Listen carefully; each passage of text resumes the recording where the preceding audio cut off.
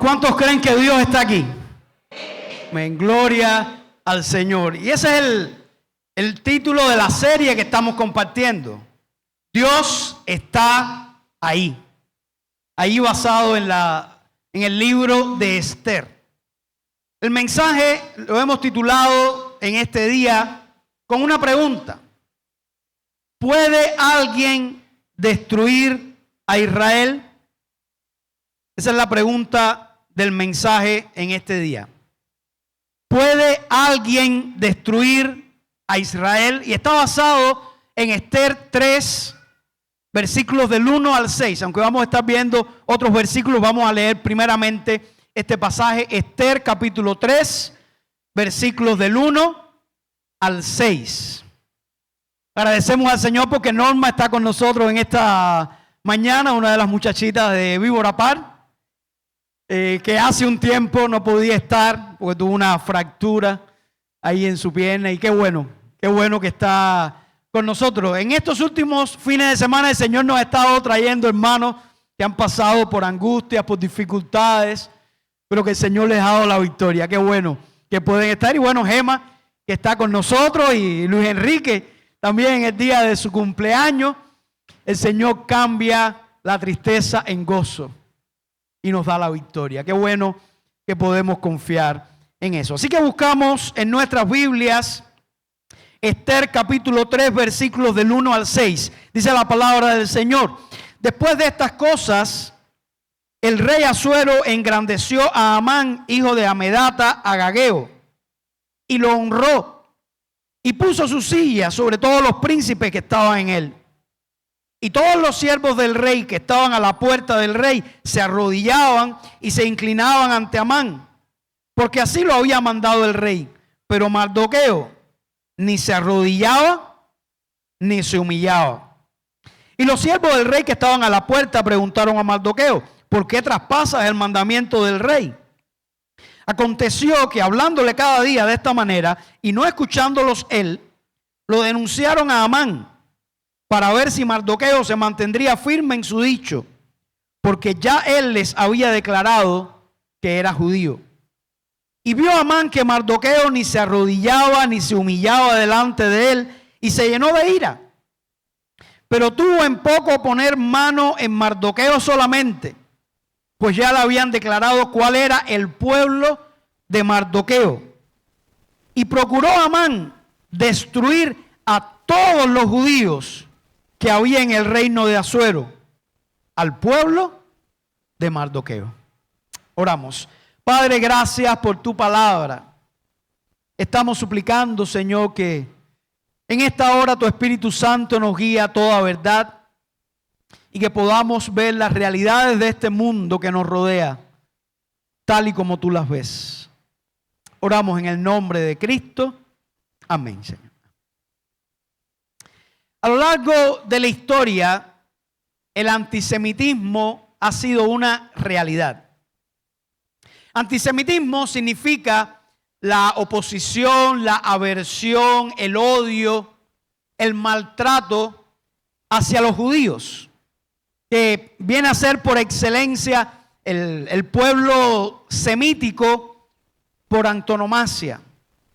Muchos se han levantado para destruir a Israel. Y en esta historia que estamos leyendo, vemos uno de los ejemplos más claros de un momento en la historia donde la existencia de ese pueblo se vio completamente amenazada. Sin dudas, el antisemitismo es uno de los flagelos más lamentables que ha sufrido la historia de la humanidad.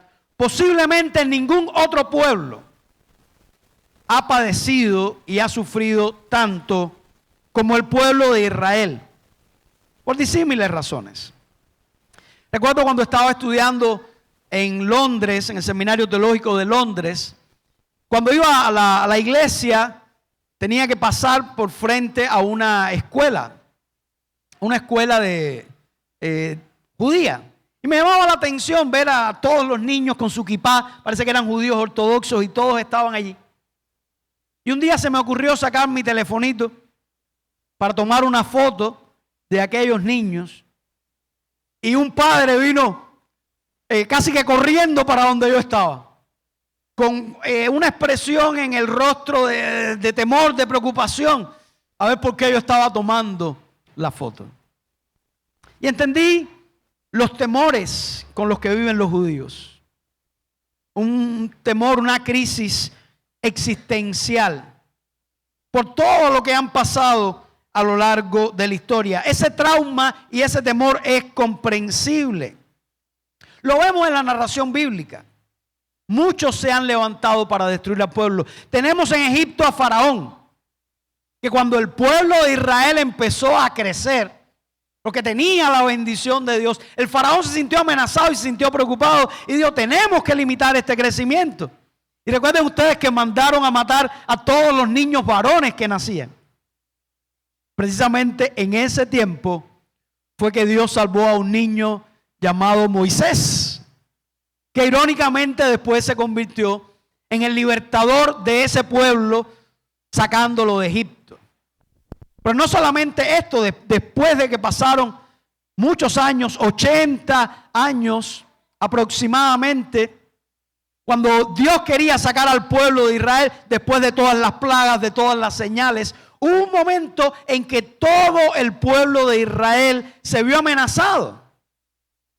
Cuando estaban allí ante el Mar Rojo y el ejército de Faraón detrás con todos los carros que venían a destruirlos, a exterminarlos, estaba todo el pueblo ahí. En ese momento, el pueblo de Israel experimentó un peligro que podía dejar de existir. Pero vemos cómo Dios se manifestó. Abrió el Mar Rojo, confundió a los egipcios y el pueblo de Israel fue salvado.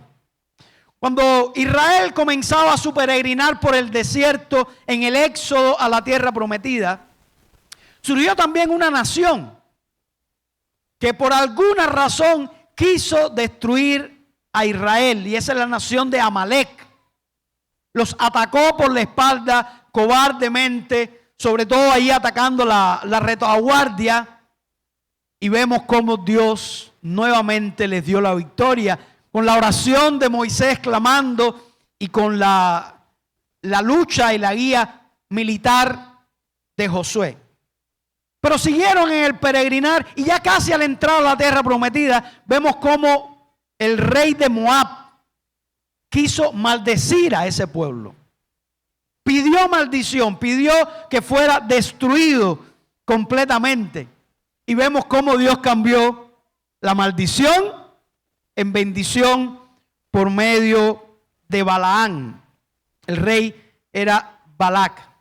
Así llegaron a la tierra prometida y por el pecado de esta nación. Recuerden ustedes que había un ciclo en el libro de los jueces. En gran parte esta nación ha sufrido tanto porque ha dejado de tener su confianza en Dios en diferentes momentos. Ha confiado en los ídolos, se ha apartado del Señor y ha sufrido las consecuencias. Cuando llegaron a la tierra prometida, fueron dominados por los moabitas en diferentes momentos, por los amonitas, por los madianitas y finalmente por los filisteos, que se convirtieron en enemigos históricos, y en todo el periodo de los reyes estuvieron allí los filisteos molestando y tratando de destruir a Israel. Recuerden ustedes que había un ciclo. En ese ciclo lo que vemos es que el pueblo de Israel se apartaba de Dios, confiaba en sí mismo, contradictoriamente ponía su confianza en los dioses de las naciones que Dios les había ayudado a conquistar. Entonces perdían la bendición de Dios, eran sojuzgados por esas naciones, hasta que en medio de su angustia se arrepentían, clamaban a Dios y Dios enviaba un juez, un caudillo, un libertador. Eso era un ciclo que se repetía una y otra vez. Ya cuando el pueblo estuvo establecido bajo la monarquía hebrea, nos damos cuenta de que el reino se dividió entre el norte y el sur. El reino del norte, motivado por el rey Jeroboam, guió al pueblo a la idolatría y creó lugares de adoración a diferentes dioses falsos. Y ese reino del norte no tuvo ni un solo rey bueno. Todos los reyes fueron idólatras. Por eso en el 722 a.C., los asirios conquistaron el reino del norte y llevaron a los habitantes, los dispersaron por diferentes naciones y trajeron personas de otras naciones a ese lugar. Posteriormente, en el 586, los babilonios, también porque el pueblo había caído en idolatría, en desobediencia a la ley de Dios, los babilonios conquistaron el reino del sur a Judá. Allí destruyeron la ciudad, destruyeron el templo y fueron llevados a Babilonia. Ya vimos lo que sucedió en Babilonia y cómo los medopersas conquistaron a los babilonios. Y hubo un rey que fue benevolente para con el pueblo de Israel, que les permitió regresar. ¿Recuerdan eso? A Ciro, que les permitió regresar a la tierra. Pero se levantó un enemigo dentro de ese imperio medopersa, y es la historia que estamos viendo. Amán, Agageo, todo parece indicar que era descendiente de aquel rey llamado Agag, que era de los amalecitas, que el pueblo de Israel en un momento determinado perdonó la vida, cuando en realidad debían exterminar a esa nación enemiga de Israel. Ahora se levanta Amán y lo vemos en esta historia. Llegó a tener influencia sobre el emperador y él se propuso algo: destruir completamente al pueblo de Israel, destruir completamente a los judíos. Eso es lo que nos dice la historia. Dice en el versículo 7 del capítulo 3: en el mes primero, que es el mes de Nisán, en el año 12º del rey Asuero, fue echada Pur, esto es la suerte, delante de Amán, suerte para cada día y cada mes del año. Y salió el mes 12º, que es el mes de Adar.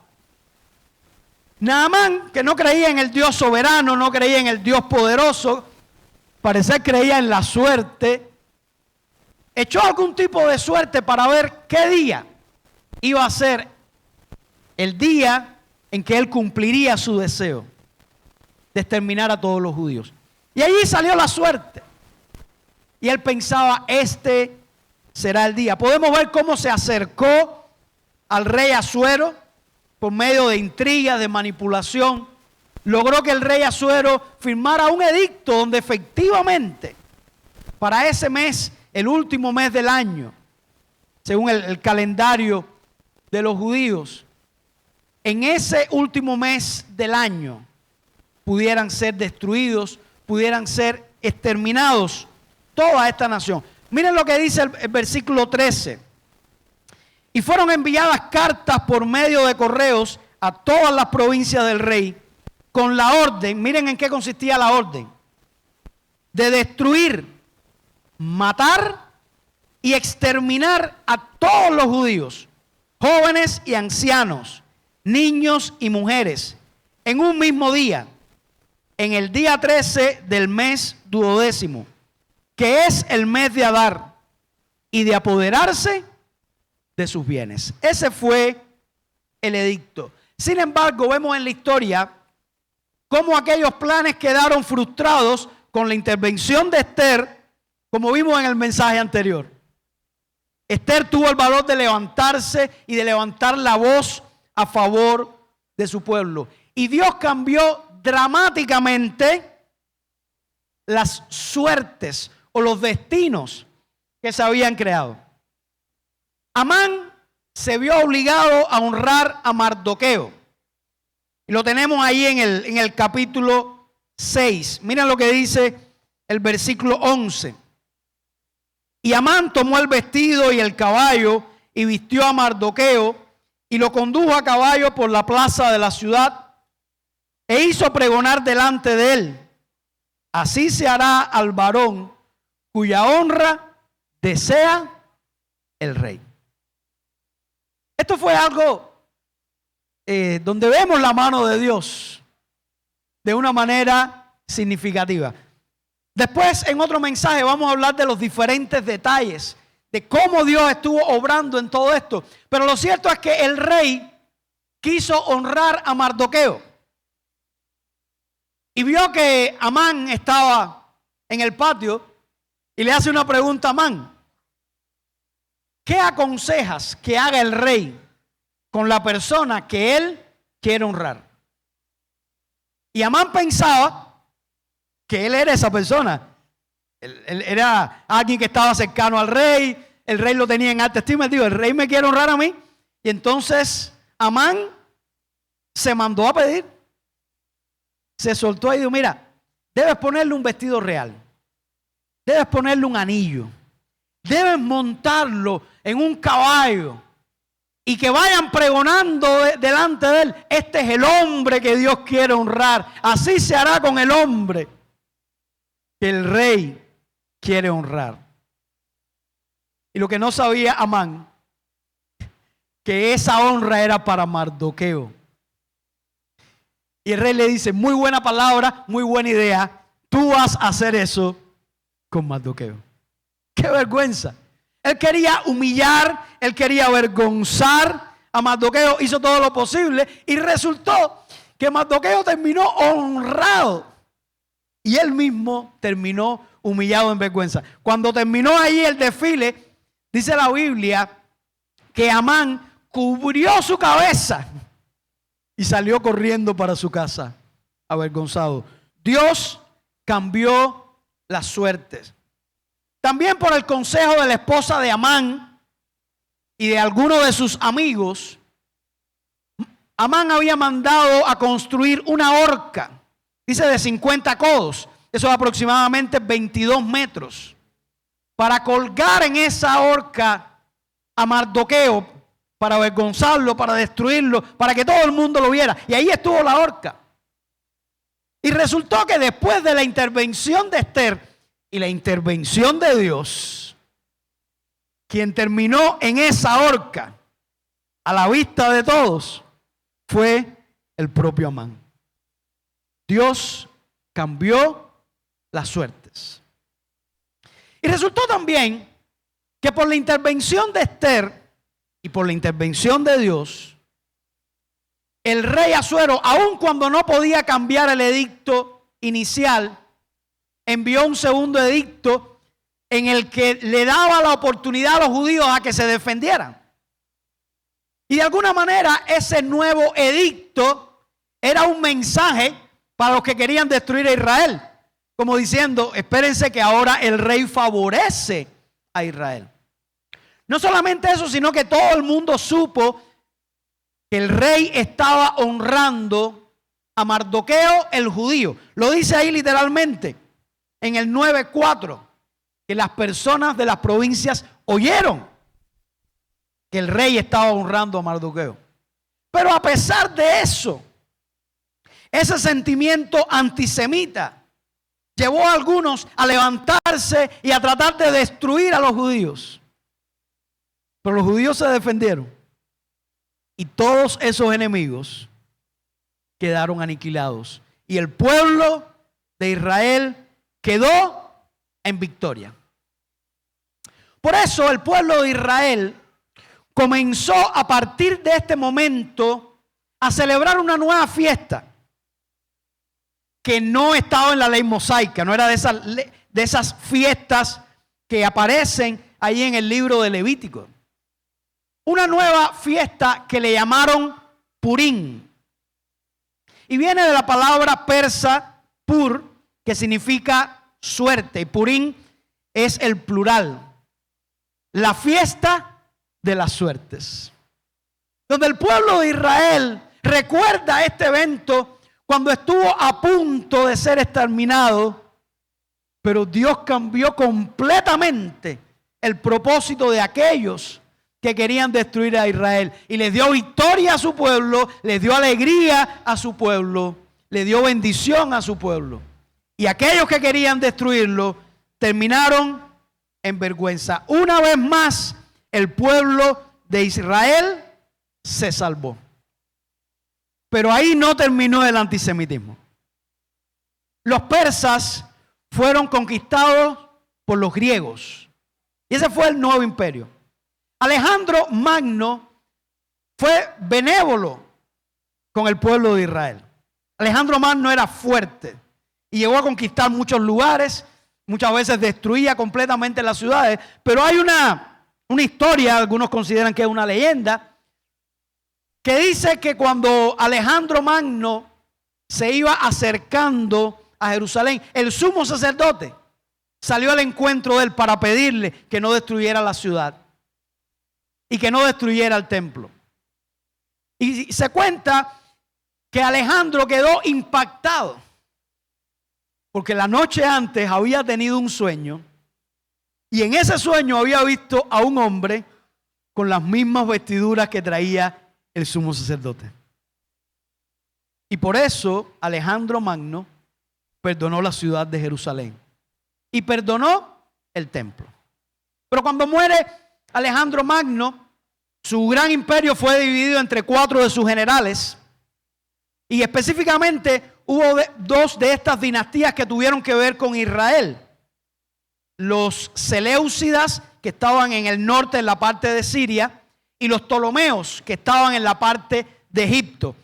Y la tierra de Israel, la tierra de los judíos, quedaba en el límite y muchas veces ellos luchaban por quién dominaba esta área.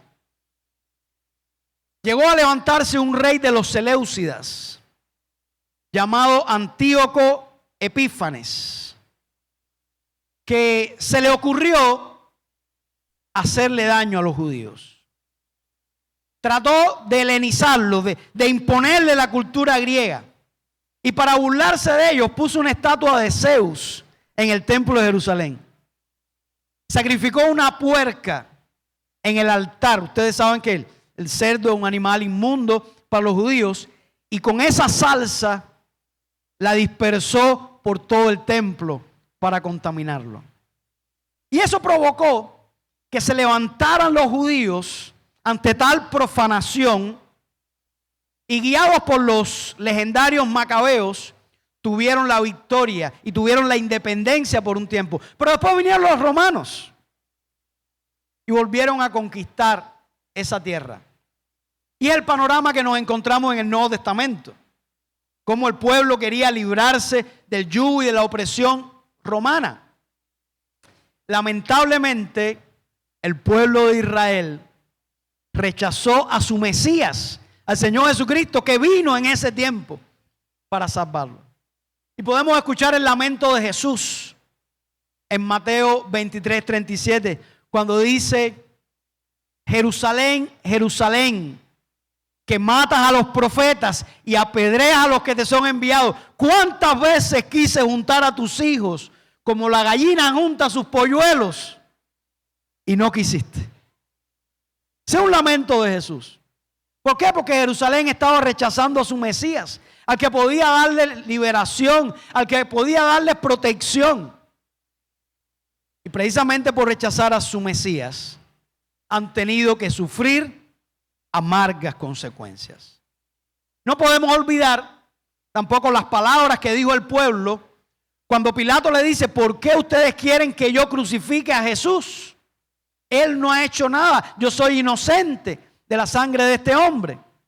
¿Recuerdan lo que dijeron los judíos? La sangre de él caiga sobre nosotros y sobre nuestros hijos. Rechazar el Mesías, rechazar a Cristo, rechazar a aquel que venía para protegerlos como la gallina junto a sus polluelos, ha traído amargas consecuencias. En el año 70, el general romano Tito destruyó Jerusalén por una rebelión que comenzaron los judíos por el año 66 después de Cristo.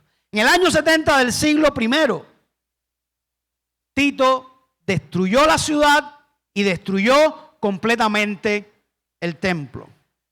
Pero pasaron unos años y en el 132 después de Cristo, del 132 al 135, hubo una nueva rebelión guiada por un rabino llamado Bar Coqueba, que significa estrella de la mañana.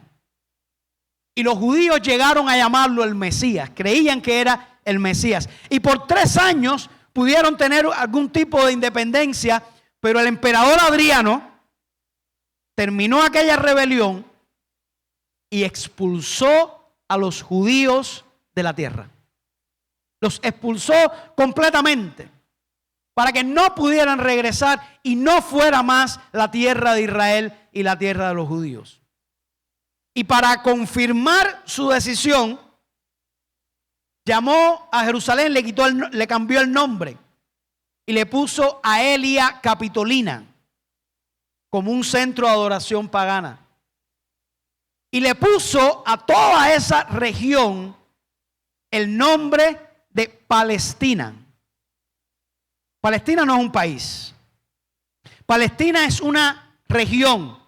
Era la región de Israel. Que Adriano le puso ese nombre, ¿saben por qué? Porque Palestina es la forma latina de Filistea. Adriano le puso ese nombre recordando a los enemigos históricos de Israel de una manera burlesca.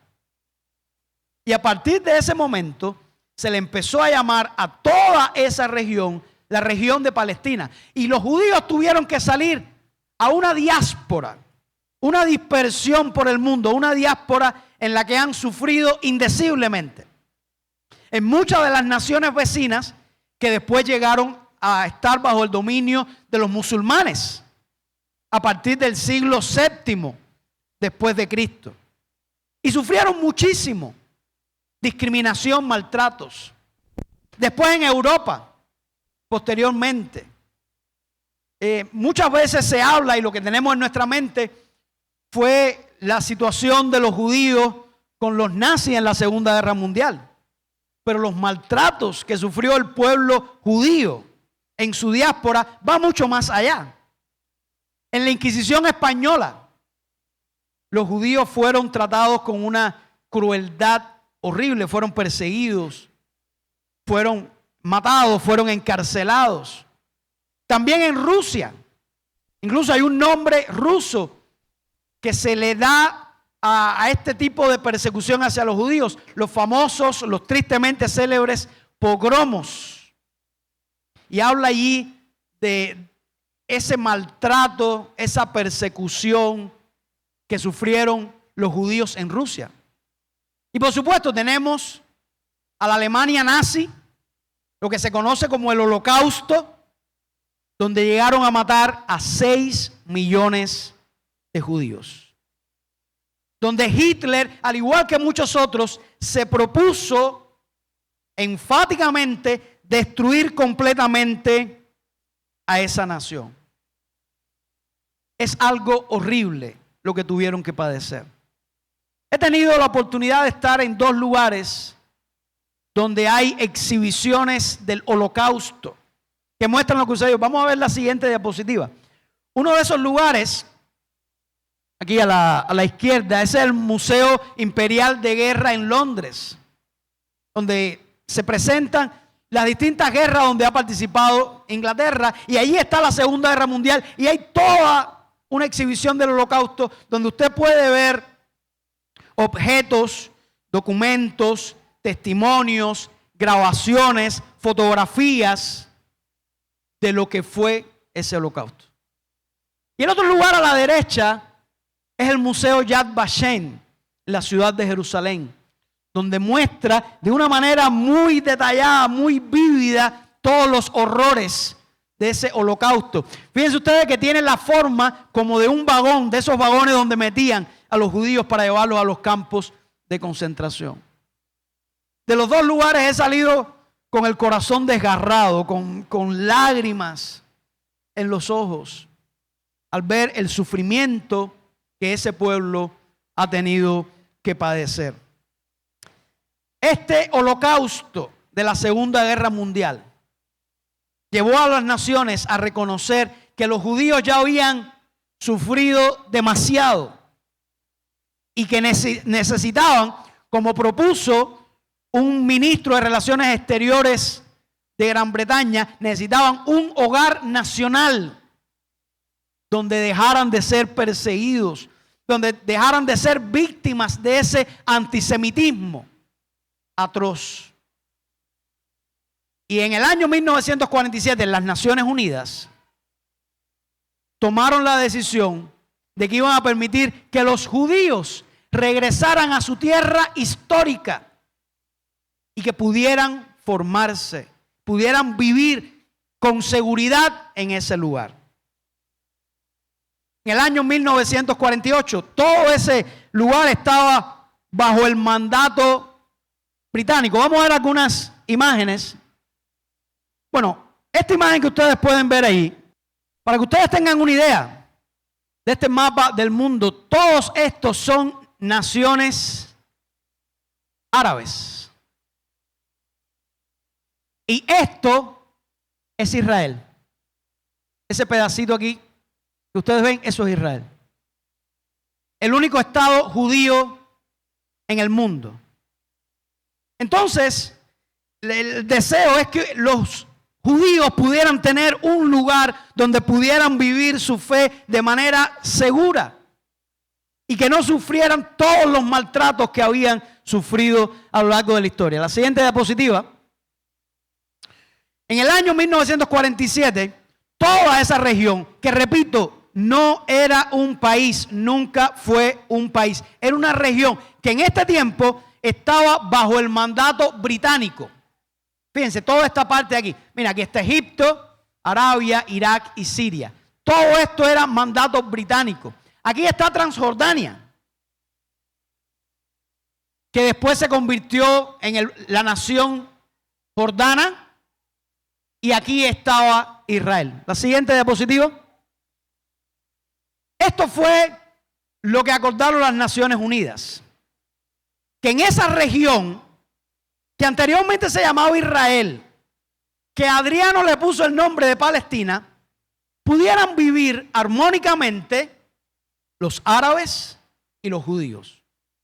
De hecho, la idea es que hubiera dos estados, uno judío y uno árabe. Ustedes vieron ya todos los países, todas las naciones que hay que son árabes. Entonces, en ese pedacito iba a haber dos estados que se repartió territorialmente casi que de manera proporcional. Sin embargo, a Israel, esta era la parte de Israel. ¿Saben qué cosa es esto? Eso es el desierto del Negev. Una zona totalmente desértica. La peor tierra le tocó a Israel, pero ellos estaban conformes con eso. Pero los árabes no estaban conformes. Ellos no querían que los judíos estuvieran ahí. Por eso cuando Israel declaró la independencia el 14 de mayo de 1948 y surge como una nación, al otro día salieron los británicos y ese mismo día, al día siguiente de declarar su independencia, las naciones árabes vecinas, esas que habíamos visto, Egipto, Jordania, Siria, Líbano, Irak, atacaron a Israel para destruirlo completamente. Así nació Israel. Y los árabes que vivían en esa región salieron para unirse a las fuerzas invasoras. Todo parecía una cuestión de puro trámite. Pero ahí nuevamente Dios le dio la victoria al pueblo de Israel. Y esos árabes que salieron para luchar y para destruir al pueblo de Israel son los que hoy se les llaman los palestinos, que están reclamando y dicen que quieren volver a su tierra y que quieren estar en su tierra y que los israelíes son ocupantes y ellos son los únicos que tienen derecho a esa tierra. Déjenme decirles que no salieron todos los árabes. Hubo árabes que se quedaron allí y esos árabes hoy son ciudadanos de Israel y tienen los mismos derechos que cualquier israelí. De hecho, hay árabes que están en el Knesset, que es la asamblea o el Congreso de Israel. Hay árabes en el Tribunal Supremo de Israel en todos los niveles y tienen los mismos derechos porque Israel es una democracia pura. Entonces, ellos pueden vivir ahí. Ahora, aquellos que salieron, aquellos que tienen como causa destruir a Israel, aquellos que utilizan el lema desde el río hasta el mar, Palestina será libre. En inglés es como una rima, una poesía. From the river to the sea, Palestine will be free. Y que la gente la repite. Y la gente muchas veces no sabe ni a qué río se refiere, ni a qué mar. El río al que se refiere es el río Jordán. Y el mar es el mar Mediterráneo. Eso que muchos repiten hoy, lo que están diciendo es: hay que destruir a Israel. El anhelo que tienen muchos: hay que echar a Israel al mar y hay que destruirlo. Pero muchos repiten hoy ese canto. Así que el Señor les dio la victoria. Llegaron a una tierra semidesértica, desolada, con los terrenos llenos de piedra, y empezaron con la laboriosidad propia de los judíos a limpiar esos terrenos, a sacar las piedras, a sembrar árboles, a reforestar ese lugar con una campaña que llamaban cada judío siembra un árbol. Y reforestaron esa. Empezaron a cultivar y llegaron a cultivar incluso en el desierto. Crearon el sistema de riego por goteo porque tienen mucha escasez de agua. Y hoy son de los mayores exportadores de cítrico del mundo. Y producen los propios alimentos que ellos necesitan. Ellos sí es soberanía alimentaria de verdad. Ellos sí tienen soberanía alimentaria. Y han sacado cultivos aún del desierto. Y Dios los ha prosperado. Y han prosperado desde el punto de vista de la tecnología. Desde el punto de vista de la ciencia. La semana pasada hablábamos de los premios Nobel de la ciencia, que son judíos, que es algo impresionante. Y han desarrollado también un poderío militar. Pero no todo ha sido color de rosa. Esas naciones árabes vecinas, una y otra vez, se han propuesto destruir a Israel. En el año 1967, con un nuevo presidente en Egipto, Abdel Nasser, un hombre carismático, arrogante, prepotente, que llegó a armar a la nación, hizo todo un movimiento de tanques allí contra la frontera a Israel, y los sirios por otra parte también. Y estaban amenazando con atacar a Israel. Israel sacó de una manera inmediata su fuerza aérea con una estrategia militar brillante. Y desarticularon toda la fuerza aérea simultáneamente de Egipto y de Siria.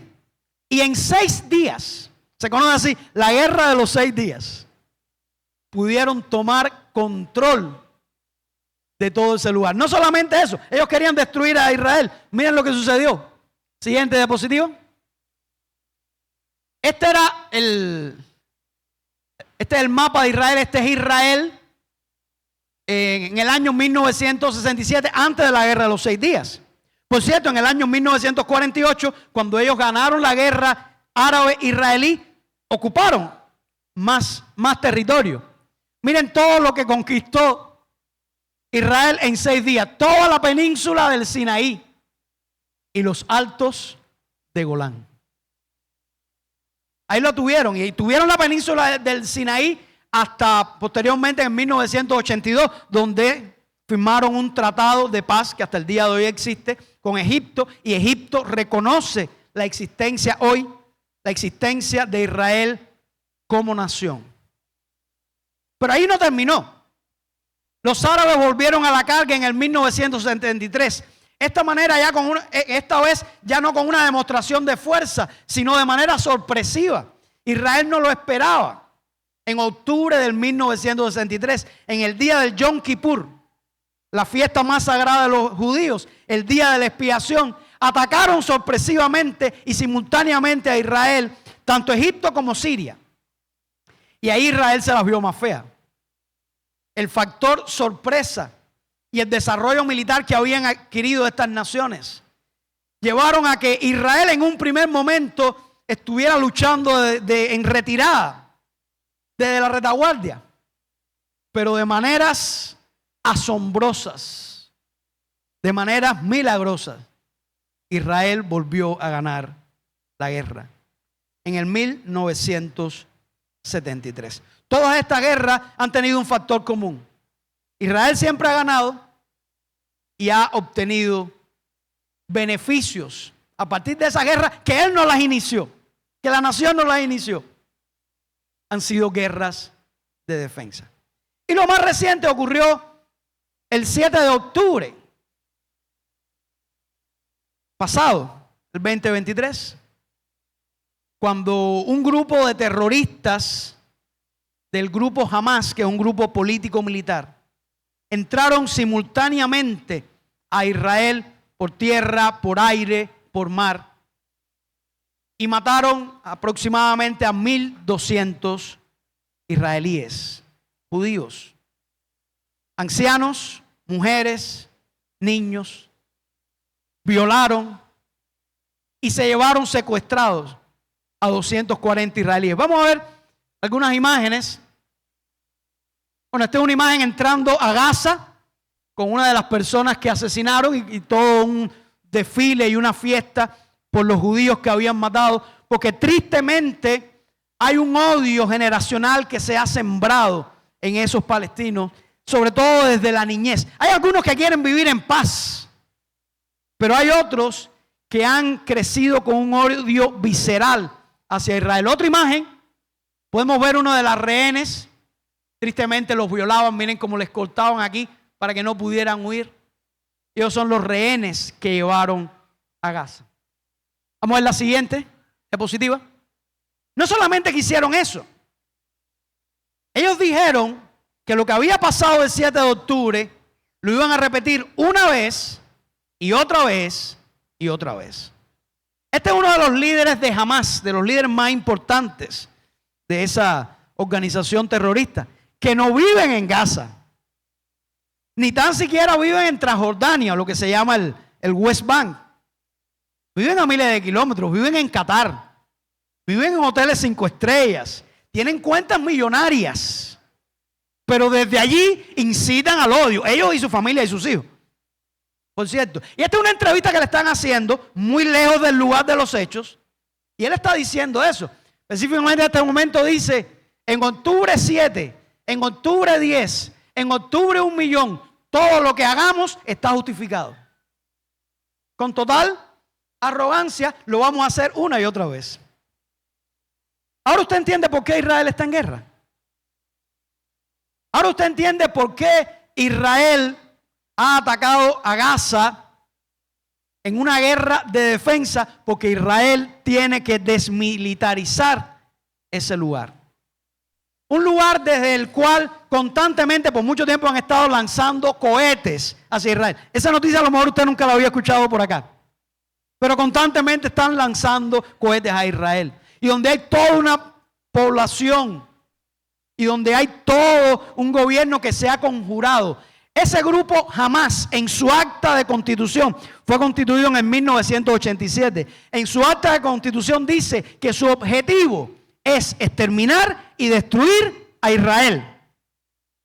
Lo mismo de Amán en el libro de Esther.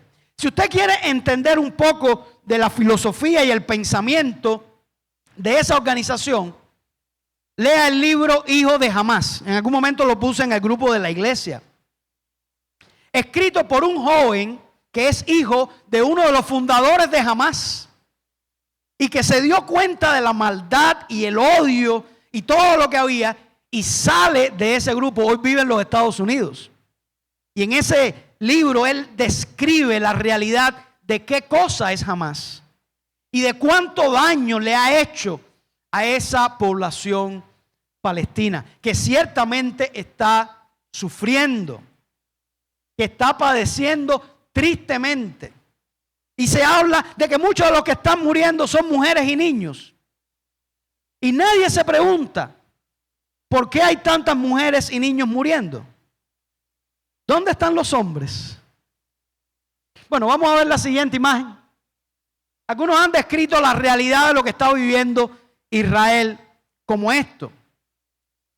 Tristemente, Hamas utiliza a los seres humanos, a los niños, a las mujeres, a los ancianos, como escudos humanos.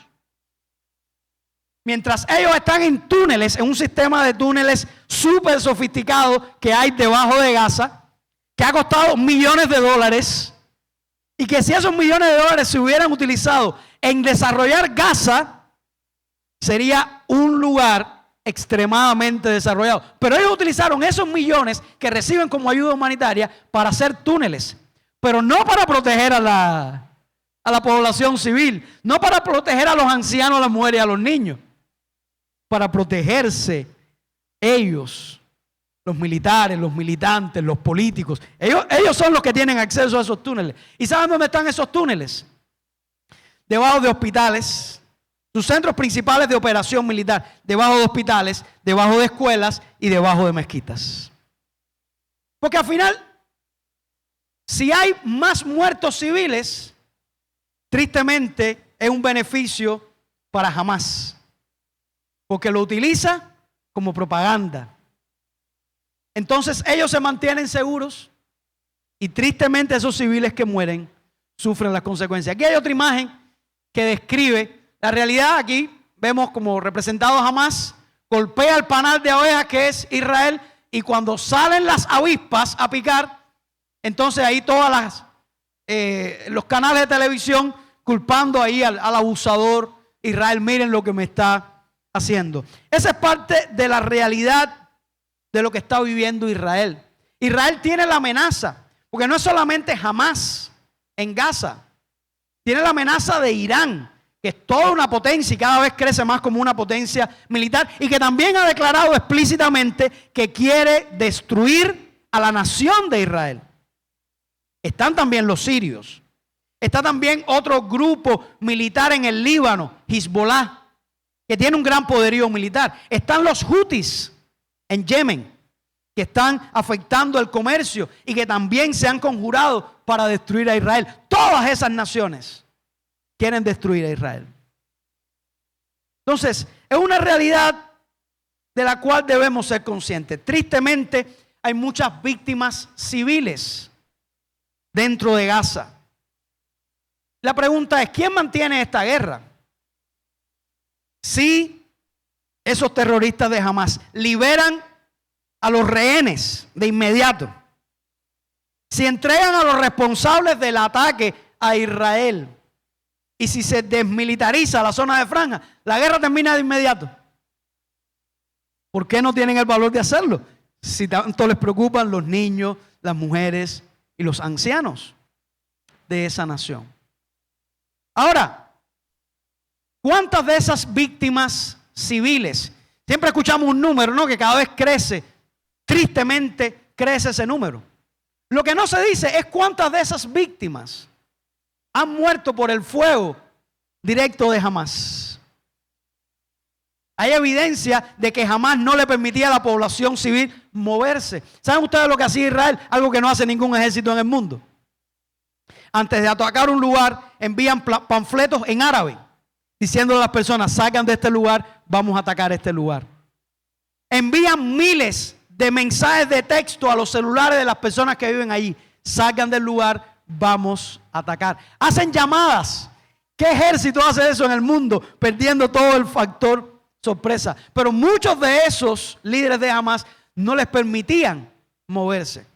Ustedes escucharon la noticia del Hospital Bautista que le cayó un cohete y que murieron 500 personas.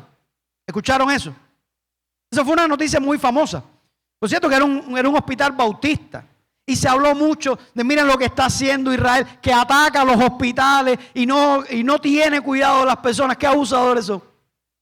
Bueno, investigaciones independientes, sobre todo de la BBC de Londres, que por cierto no ha apoyado mucho a Israel en esta contienda, pero se demostró fehacientemente de que ese era un cohete que salió de Gaza, dirigido a Israel, que se desvió y cayó en el hospital bautista. Tristemente, a pesar de que se promovió mucho cuando había sido Israel, cuando se demostró que había sido de Gaza, ya se olvidaron del Hospital Bautista. Ya se olvidaron de los 500. Así que cualquier número que se diga, usted réstele por lo menos 500 que murieron por el cohete de Hamás. Esa es la realidad que vive el pueblo de Israel. Increíblemente, gran parte del mundo condena a Israel más que a Hamás por esta situación ¿Y saben cómo se llama eso? Antisemitismo. Hubo un interrogatorio que le hicieron a 3 presidentes, rectoras de universidades importantes en los Estados Unidos. La Universidad de Pensilvania, la Universidad MIT y la Universidad de Harvard. Porque en esas universidades había grupos estudiantiles influenciados por la causa palestina que estaban haciendo un llamado a matar y aniquilar a los judíos. Y había judíos en esa universidad. Y la congresista que le está haciendo el interrogatorio le dice: tengo una pregunta para ustedes simple. Pedir la muerte de los judíos va en contra del código de acoso y hostigamiento de su universidad. ¿Saben qué dijeron las 3 presidentas? Depende del contexto. Esa fue la respuesta. ¿Cómo que depende del contexto? Una que dijo, bueno, sería algo negativo si se lleva a la acción. Bueno, hay que esperar a que maten a los judíos para decir que eso es negativo. Imagínense ustedes si eso hubiera sucedido con cualquier otro grupo minoritario en la universidad, que otro grupo hubiera hecho un llamado a matarlos. Pero como era hacia los judíos, increíblemente, 2 de esas presidentes tuvieron que renunciar por la presión, por el absurdo de lo que estaban diciendo. Son muchos los que quieren ver a Israel destruido. Por diferentes razones. La semana pasada hablamos de algunas razones. La prosperidad desde el punto de vista humano, la prosperidad de Israel, la envidia, el deseo de adquirir esa riqueza. Pero hay un factor espiritual. El diablo odia lo que Dios ama. Y si usted va al capítulo 12 de Apocalipsis, se nos dice que el dragón persigue a la mujer que da a luz al niño, al Mesías. ¿Saben ustedes cuál es la mujer que da a luz al niño, al Mesías? Es el pueblo de Israel. Y esa es la gran persecución que vemos al final de los tiempos y que se describe muy claramente en el libro de Apocalipsis. Tal vez eso es lo que más el diablo odia de Israel. Que por medio de él vino el Mesías. El mundo ha recibido muchos dones del pueblo de Israel y del pueblo judío. Descubrimiento científico, avance tecnológico. Recibimos la Biblia que nos llegó por medio del pueblo de Israel. Y lo más grande que hemos recibido fue el Señor Jesucristo, al Salvador. Pero aún así el mundo no quiere reconocer. En todas estas cosas, toda esta propaganda en contra de Israel, vi un video que era hasta simpático. Un joven ruso diciendo, ¿qué le ha dado los judíos al mundo? Los judíos no le han dado nada bueno al mundo, deberían destruirlo todo. Pero estaba diciendo eso con una copa de café desechable. Y la copa de café era de una compañía judía. O sea, era como una ironía, ¿no? Lo que estaba sucediendo. Bueno, ¿qué le ha dado? Hasta el café que te estás tomando es gracias a los judíos. Pero el mundo tiene esta realidad. Muchos odian a Israel y se han propuesto aniquilarlo. Pero todos los que se proponen destruir a Israel, oigan bien esto, quedarán frustrados. Quedarán frustrados, aun cuando parezca en algún momento que tienen la victoria. ¿Y saben por qué? Porque Dios está ahí, como nos enseña el libro de Esther. Aunque haya momentos en que no se vea, aunque haya momentos de zozobra, de angustia, Dios está ahí. Y Dios es el que determina las suertes. Él puede cambiar para bien el mal que piensan los hombres. Todos los que se han propuesto hacerle daño a Israel han terminado mal. Estudia la historia y lo verá. Ay de los que maldicen a Israel. Dios le dio a Abraham una promesa y una advertencia. Bendeciré a los que te bendijeren y a los que te maldijeren, maldeciré. Y en ti serán benditas todas las naciones de la tierra. Si las naciones entendieran la bendición que podría llegar a ellos por medio de Israel. Sobre todo por medio de Jesucristo. Pero tristemente son muchos los que se levantan hoy a maldecir a Israel. Y mucho cuidado con las consignas que decimos. Mucho cuidado con los jóvenes, los estudiantes, los actos políticos. Cuando muchas veces empezamos a repetir consignas, los cubanos estamos muy acostumbrados a eso. A repetir consignas porque hay que decirla, porque hay que repetirla. Cuidado. No maldigas a Israel. Eso es algo muy serio. Muchos de esos palestinos no quieren convivir con Israel, sino que anhelan su destrucción. Si ellos entendieran que vivir cerca de Israel es la mayor bendición que ellos pueden tener. Miren la realidad para que vean dónde está el maltrato, dónde está la discriminación y dónde está el odio. Estos son datos demográficos. Vamos a ver aquí. Esta es la población judía en países árabes. En Argelia, en el 1948, había 144,000 judíos. ¿Saben cuántos hay hoy? 50. En Marruecos, en el 1948, había 265,000. Hoy hay 2,000. Es de los que más tienen todavía. En Túnez, en el 1948, había 150,000. Hoy hay 50. En Yemen, en 1948, es cuando se establece el Estado de Israel, había 55,000, hoy hay 50. En Siria había en 1948 había 40,000, hoy no hay ni uno. En Egipto, en 1948 había 75,000, hoy hay 40. En Libia, en 1948 había 38,000, hoy 0. En Irak, 1948, 150,000, hoy hay 7. 1948 había 20,000 en el Líbano, hoy hay 100. Si se fuera a utilizar la misma lógica de los palestinos, estos judíos se les llamaría refugiados. Ellos tuvieron que salir de su tierra, tuvieron que abandonar sus casas, tuvieron que abandonar su prosperidad, porque recuerde que donde quiera que llegan, prosperan. Lo dejaron todo atrás, buscando un lugar más seguro en Israel. Ahora miren qué ha sucedido con los árabes en Israel. Esos que todavía viven y son ciudadanos israelíes. En el 1948 había 156,000. ¿Saben cuántos árabes hay hoy en Israel?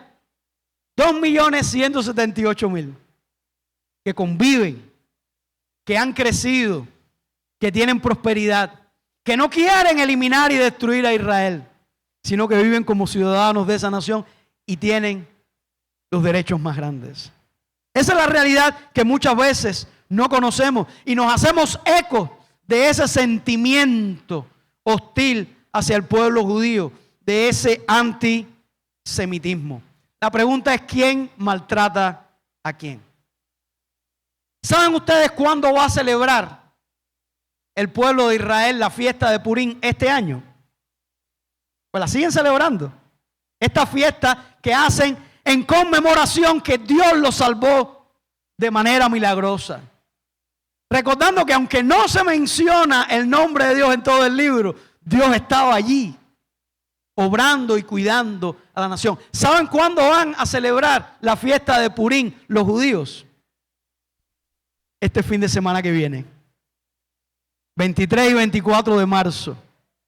Ellos van a celebrar esa fiesta leyendo todo el libro de Esther. Este libro que nosotros estamos estudiando. Lo van a leer completamente. Van a hacer dramatizaciones de qué sucedió en aquella historia. Van a ponerse máscaras, van a hacer disfraces, van a llenarse de alegría. El día antes van a ayunar y a orar recordando lo que hizo el pueblo de Israel antes de que Dios le diera la victoria. Y también van a comer estos pastelitos que ustedes van a ver allí. Me dijo Daniel que era un abuso. Daniel Roa, poner eso a esta hora. ¿Saben cómo se llaman esos pastelitos? Orejas de Amán. Y ellos lo comen ese día, recordando la salvación que el Señor les había dado. Hermanos, oremos por Israel para que se vuelva su Mesías que han rechazado por muchos años como nación. Oremos por ellos. El apóstol Pablo dijo que cuando llegue la plenitud de los gentiles, entonces todo Israel será salvo. Va a llegar un momento en que esa nación se va a volver a Dios, se va a volver al Salvador Jesucristo. Y lo que vemos en el libro de Apocalipsis es que el pueblo de Israel predica y proclama el evangelio en esos 7 últimos años de la historia, en esa gran tribulación. Esos 144,000 sellados que no son testigos de Jehová, son 12,000 de cada tribu de Israel que van a proclamar el evangelio en ese tiempo. Oremos por Israel. Israel no es simplemente un fuerte abusador que está agrediendo a los demás. Israel tiene una amenaza existencial. Si los palestinos bajan las armas, hay paz. Si Israel baja las armas, no hay Israel.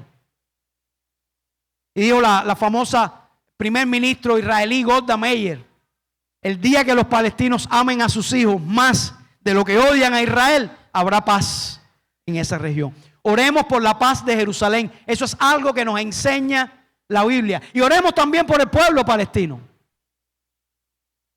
Que Dios tenga misericordia de ellos.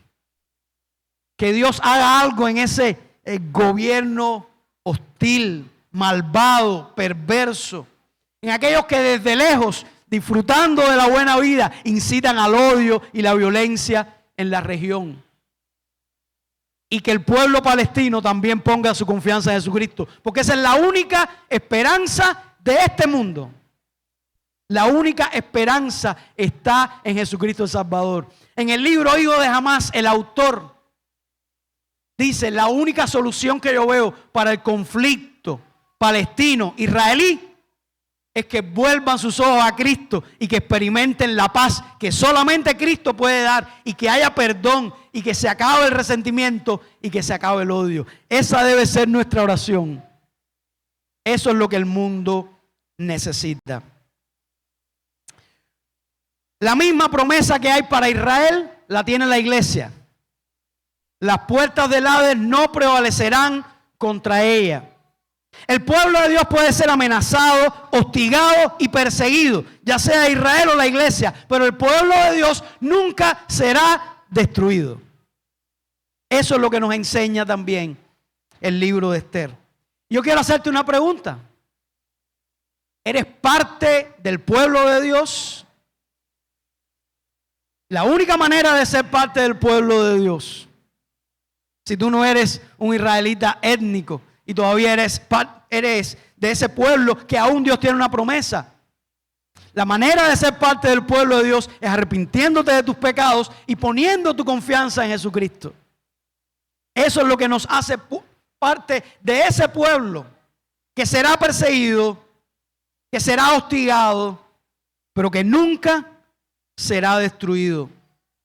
No importa lo que tengamos que padecer. Recuerden lo que dijo Jesucristo: en el mundo tendréis aflicción, pero confiad, yo he vencido al mundo. Puede ser que tengamos tristezas y temores, pero al final Dios cambiará nuestra tristeza en gozo.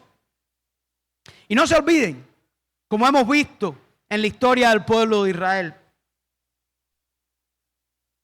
si usted quiere ver una evidencia de las muchas que hay de la existencia de Dios, mire el pueblo de Israel. Que ese pueblo esté ahí hoy y sea una nación es un milagro. Y que muestra que Dios está con ellos. Y lo que hemos visto a lo largo de la historia en el pueblo de Israel, lo que hemos visto en el libro de Nehemías, es ese refrán famoso que dice que el que ríe último, ríe mejor. Y el pueblo de Dios siempre somos de los que reímos último. Que el Señor les bendiga. Amén.